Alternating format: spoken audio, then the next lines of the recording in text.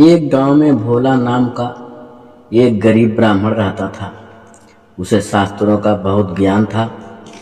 उसके पास गांव का कोई व्यक्ति कुछ पूछने आता तो वह उसकी परेशानी बता देता।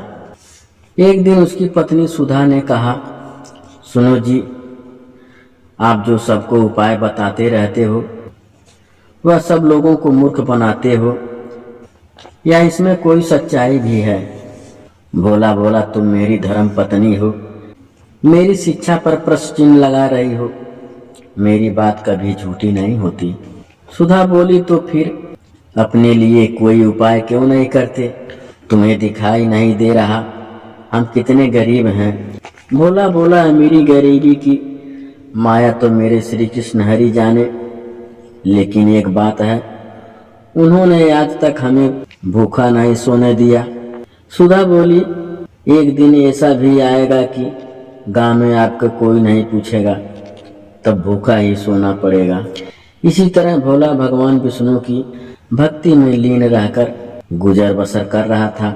तभी एक दिन उसके पास एक सेठ जी आए। भोला, मेरे पास बहुत पैसा है, लेकिन सुख भोगने के लिए संतान नहीं है।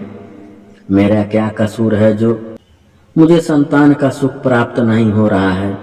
भोला सेठ जी से, आपके पिछले जन्म के कर्मों के कारण आपके घर में संतान नहीं है। पिछले जन्म में आप एक शिकारी थे। आपने एक चिड़िया को मार दिया था। वह अपने बच्चों के लिए दाना लेने गई थी, जिससे उसके बच्चे भूख से तड़प कर मर गए। इसी कारण इस जन्म में आपको संतान का सुख नहीं मिल पाया। सेठ जी ने कहा, पंडित जी कोई तो उपाय होगा। भोला बोला, सेठ जी, जब आपके पाप कर्म समाप्त हो जाएंगे तो आपको यह सुख मिल सकता है, इसके लिए इंतजार करना होगा। सेठ जी बोले, मैं आपका घर धन से भर दूंगा, किंतु मेरे घर संतान होने का उपाय बता दीजिए। यह सुनकर भोला को गुस्सा आ गया। उसने कहा, तुम मुझे धन से खरीदना चाहते हो, चले जाओ यहाँ से। उसके जाने के बाद सुधा ने कहा, जब वह सेठ धन देने को तैयार था तो तुम्हें क्या हो गया था? उसे उल्टा सीधा कुछ भी उपाय बता देते। भोला बोला, श्री हरि विष्णु का भक्त हूँ, झूठ बोलकर पाप की कमाई नहीं कर सकता। यदि तुम्हें मेरे साथ रहना है तो रहो, नहीं तो यहाँ से चली जाओ। यह सुनकर सुधा को गुस्सा आया, लेकिन वह कुछ नहीं बोली और चुपचाप अपने घर के कामों में लग गई। जिस दिन से वे सेठ जी गए, उस दिन से गांव वालों ने भोला के पास आना बंद कर दिया, क्योंकि सेठ जी ने पूरे गांव में जाकर कहा कि वह तो लोगों को मूर्ख बनाकर पैसा ऐंठता है। ऐसी बातों को सुनकर गांव वाले भोला का विरोध करने लगे। कुछ समय के बाद भोला और सुधा की भूखे मरने की नौबत आ गई। तब सुधा ने कहा, मैंने तुम्हें इतना समझाया, लेकिन तुम तो अपने विष्णु भगवान के चक्कर में पड़े हो। अब जब हम जिंदा ही नहीं रहेंगे तो भगवान जी की पूजा कैसे करोगे? कुछ और दिन बीत गए। अब दोनों से उठा बैठा नहीं जा रहा था। वे दोनों अपने घर में लेटे हुए थे।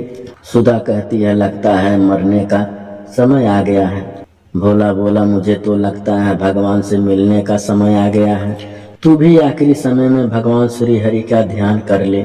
भोला और सुधा दोनों श्री हरि भगवान विष्णु का ध्यान करने लगते हैं। उसी समय भगवान श्री हरि विष्णु उन्हें दर्शन देने के लिए प्रकट हो जाते हैं। भोला बोला, भगवान, अब तो हमारे अंदर इतनी भी हिम्मत नहीं कि आपके श्री चरणों में प्रणाम कर सकें।